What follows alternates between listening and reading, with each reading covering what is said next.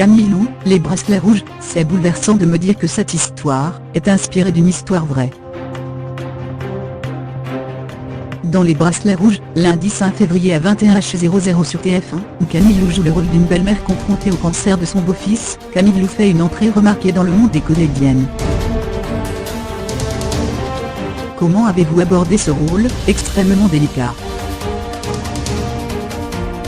Camille Lou, j'étais assez stressée car c'était ma première série, ma première expérience aussi longue en tant qu'actrice.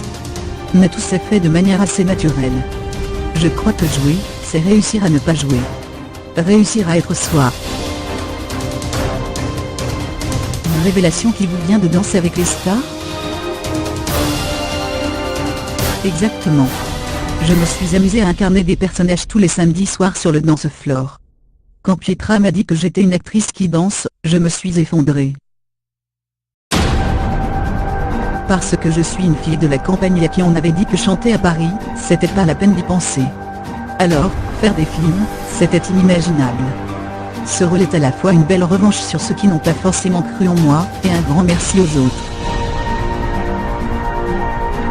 Votre popularité aidant, vous êtes sollicité pour rencontrer des enfants malades, comme dans la série.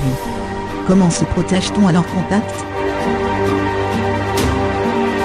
Je suis hypersensible et je n'y arrive pas vraiment, en fait. Déjà, en lisant le scénario, j'étais en larmes.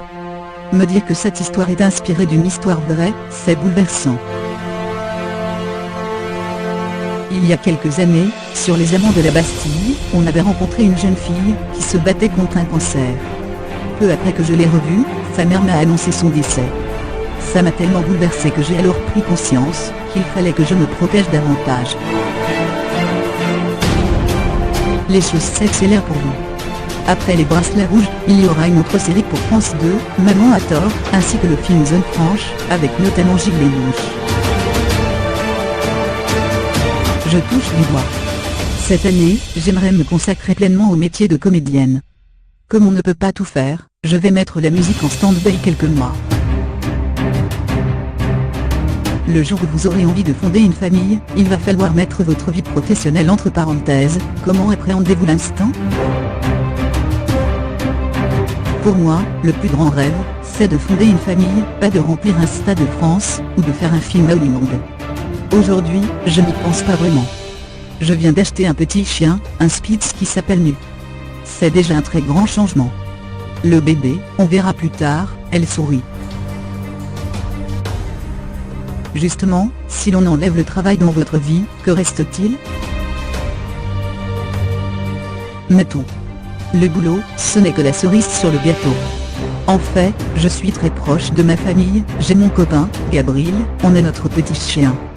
Après tout, la vraie vie, c'est ça, et je ne la changerai pour rien au monde.